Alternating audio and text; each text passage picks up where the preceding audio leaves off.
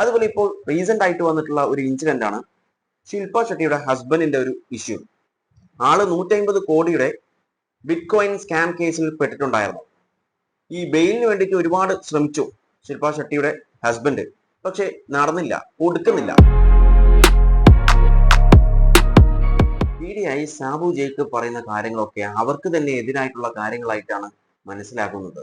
പ്രത്യേകിച്ചും ഇപ്പോൾ പറഞ്ഞിട്ടുള്ള ഒരു കാര്യം നമ്മളുടെ പ്രധാനമന്ത്രിയെ അടക്കം ചൂണ്ടിക്കാണിച്ചിട്ട് പറയുന്നതിന് തുല്യമാണ്.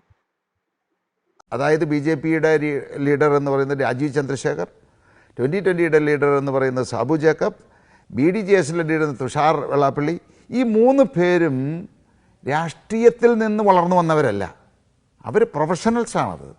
അപ്പോൾ ആ 3 പേര് നേതൃത്വം കൊടുക്കുന്ന NDA എന്ന് പറയുമ്പോൾ ജനങ്ങൾക്ക് കൂടുതൽ വിശ്വാസ്യത വരും. കാരണം ഞങ്ങളുടെ ലക്ഷ്യം വികസനം മാത്രമാണിത്. ഞങ്ങൾക്ക് ഈ 3 പേർക്കും ഇഷ്ടം പോലെ സമ്പാദ്യമുള്ള ആളുകളാണിത്.